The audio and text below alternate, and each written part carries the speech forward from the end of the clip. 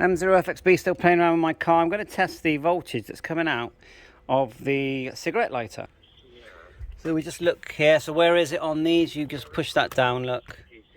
Go like so. And there it is there. And there's some at the back as well.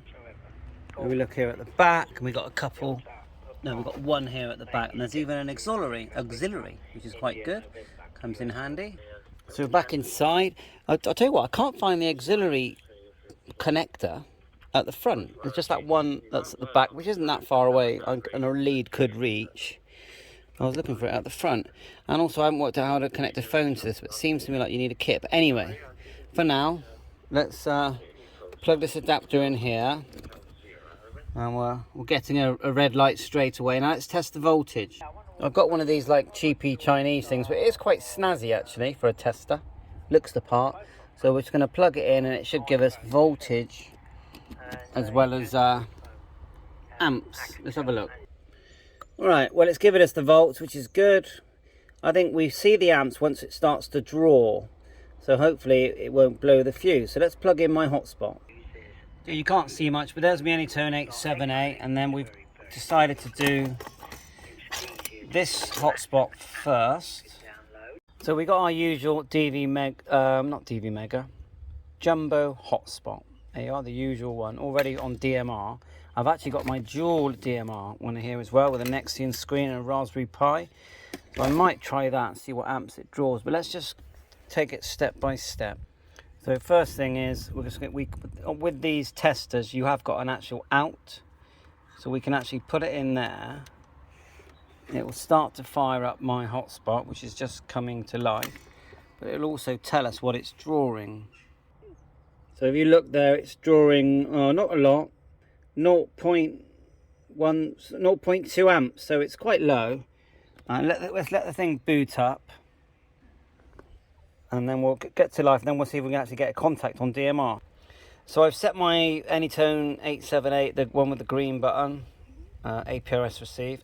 I've set it to Talk Group 91, and I'm pretty sure that the hotspot is connected to Brown. So now to make sure it connects to the internet, on my phone I've turned on my mobile hotspot, and I've put the username and password the same as my home broadband router. Right, we got some success.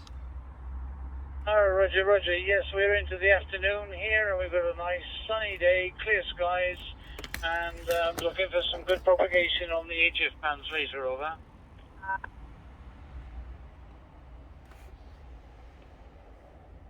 For a change, you just called us as we were heading up the steps, but we wanted to let you know that you were coming through the road. So it just shows you that all you need is a cheap hotspot, you know, a DMR radio. It doesn't have to be this one, but and you're on the digital system straight away, and we can talk. So let's switch. Let's put this hotspot on. Yes, Roger, Roger. 73s, and thanks for the check. So to switch on this, we need to just change on the zone on here to my dual zone. I've got some. I'll just quickly show you. That's my all-star node in the house. But anyway, to my dual hotspot. It's actually called dual. Let's go down through the zones, or maybe up. Let's go up. And one of them is called dual hotspot, and that's got the frequencies.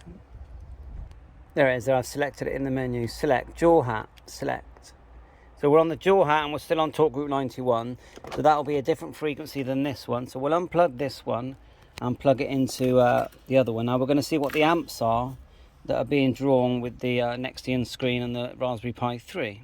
So straight away it's firing up. I know we've got sellotape all over it, but it's firing up. So let's just check the amps. There you go. About 0.3, 0.4 as it boots. So it's not loads, is it? You don't actually need much. 5 volts. So let's wait for it to boot up, and then we'll have a chat. And in here it's a Raspberry Pi 3B. We've got the configuration for a dual hat and a cheap old Nexian screen. But it's right. Let's wait for it to boot up.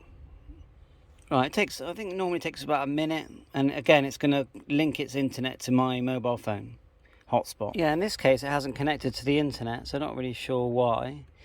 It's still trying to boot. Inside the house it works fine, so not really sure. But anyway, thought I'd have a little play around and here in the Land Rover, and just playing radio 7.3, all the best.